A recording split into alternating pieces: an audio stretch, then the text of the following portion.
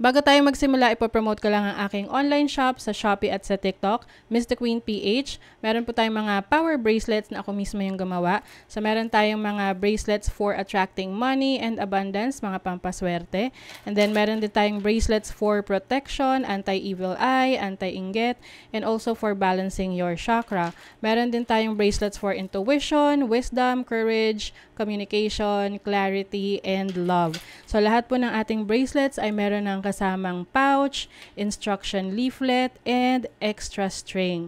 Ayan, meron din tayong mga intention oils and spell jar for prosperity and protection. So lahat po ng items ay cleansed and intention set na siya specifically to the buyer. So available to sa Shopee at sa TikTok shop. Link on the description. Thank you so much and happy shopping!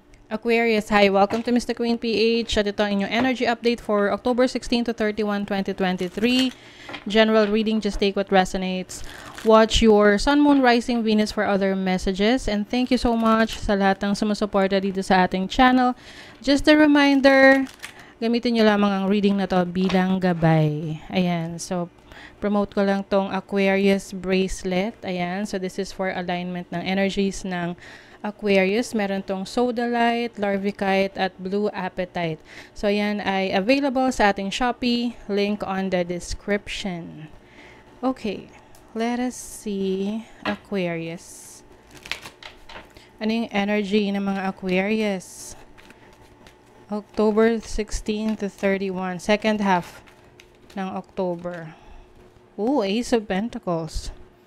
This is a new opportunity pagdating sa career. Maaring iba sa inyo nagsisimula ng bagong negosyo, bagong trabaho. Pwede rin merong nag-abot ng pera sa inyo. Nag-intrega, ganyan. Okay. Maganda siyang simula. Pwedeng ito ay meron kayong puhunan. To start something new, to start a new business. Ano yung challenge ng mga Aquarius? The Fool. Oh. Ang challenge sa inyo, yung iba natatakot na mag-take ng risk. Ito yung tipong meron ka ng puhunan or meron ka ng pwede mong simulan or gamitin to start. And yung iba medyo kinakabahan. Oo. Na baka hindi mag-work. Alam mo yun? Ganun naman talaga pag sa business, lagi yang sugal, kumbaga. Tumataya tayo sa negosyo. And ang importante dyan is you are learning the lessons and ini-improve mo rin yung sarili mo. Ini-improve mo yung business mo, ini-improve mo yung products mo, services mo, at kung ano pa yung pwede mong i-offer.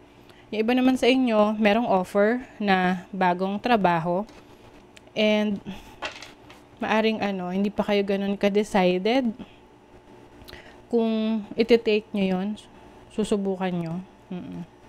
Kasi iniisip nyo, paano kung hindi maging successful? Ayan naman yung mga what ifs. Okay, let's see your opportunity. Ooh, you have the Devil card as your opportunity. The Devil card is energy ng Capricorn. So, energy ng Capricorn is someone who's very dedicated, focused, and goal-oriented. So, maaring meron kang opportunity to dedicate yourself sa isang bagay na kung saan yun talaga yung gusto mo. Okay? This can be a relationship, a career, a business. Kaya lang, kumbaga, medyo mag-ingat ka lang kasi may prone to sa obsession. No? Yung tipong you might get obsessed with a person pag sobrang committed ka sa taong to. Balance lang kailangan. Or sa trabaho na you might get so obsessed about something na isisimulan mo sa career mo, sa trabaho mo na hindi mo na naalagaan yung sarili mo. Wala ka ng time for other things. So, it's about you balancing your opportunities.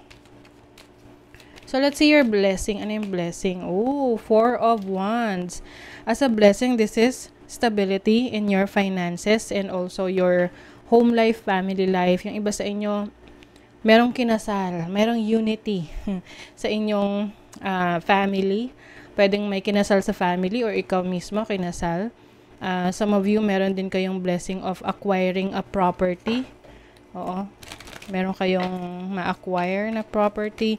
This is also a celebration, something to celebrate with your family. Merong achievement. It's either ikaw yung naka-achieve or a member of your family. 9 of Wands. Clarify niyo yung Ace of Pentacles. I think iniisip nyo rito kasi yung hard work na kailangan na nire-require dito sa bagong opportunity na nag-open sa'yo. Kumbaga tinitingnan mo kung kaya mo bang i-handle yon, kaya mo bang panindigan yon. What is the Fool? 8 of Cups. Oh, okay. Iniisip nyo kasi yung pwede nyong iwanan, no? Kapag sinubukan nyo tong new opportunities na to. Halimbawa, may nag-offer ng bagong work sa ibang bansa or sa ibang lugar. Of course, bago mo kunin yun, meron kang kailangang iwanan. Okay? So, yun yung challenge sa'yo kung gaano ka kasigurado sa mga magiging decisions mo. What is the Devil card? The Star. Ooh.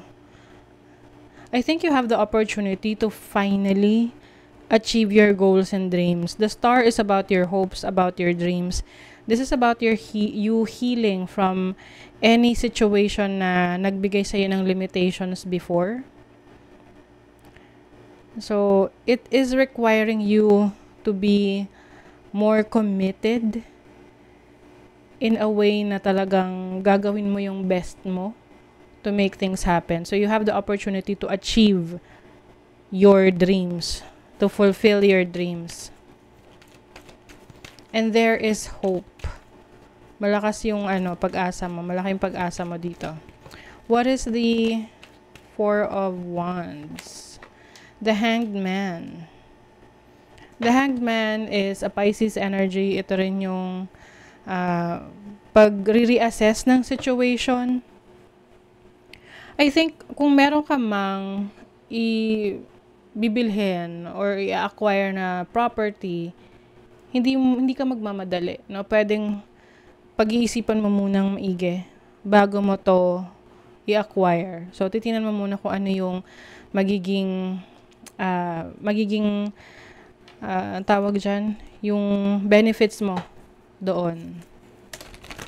And mukhang there is clarity here kasi tinan mo tong nagliliwanag na sa may bandang ulo. So there's clarity in whatever decisions you're going to make, especially kung ito ay related sa iyong family, sa iyong home life. Merong tension. Ano tong tension na to? Oh. Okay. Masyadong busy, Aquarius, yung energy ninyo ngayong second half. Yung iba sa inyo may pressure na mararamdaman because of the activities na gagawin ninyo. Pwedeng merong nagpe-pressure sa'yo na, subukan mo na to, or gawin mo na to, or umalis ka na dyan. Ganon. Dito ka na mag-focus. So, kailangan, wag mong hayaan na maapektuhan ka ng pressure na yon sa paligid mo. Kalmahin mo yung sarili mo, no? Hindi naman kailangan madalain. As long as sigurado ka, then do it. 'Di ba? Kailangan may preparation. Meron kang paghahandaan related sa yung trabaho, sa yung career, sa business mo. And taking chances, yes, you are going to take a leap of faith. So, maaring paghahandaan mo tong papasukin mong bagong career, bagong business, bagong opportunity. Sa relationship or may true love. O yung iba, if you are single, sarili nyo yung true love nyo. And if you are in a relationship, kung nararamdaman mo na ikaw ay inaalagaan sa relationship, itong person na to, this can be the person talaga na you will end up with, or kung kayo ay in a relationship na talaga pwedeng magtatagal itong connection ninyo. Express yourself creatively. Start something new. What creative pursuit do you feel drawn to? So, ayan. Using your creativity, Aquarius. meron kayong sisimulan to express yourself just by being you, by being more authentic. Okay? So, that is your reading, Aquarius. Kung nagustuhan nyo ito, naka-resonate kayo, mag-comment kayo dyan. Like, share, subscribe para lagi kayong updated sa ating mga readings. Thank you so much, Aquarius. See you again.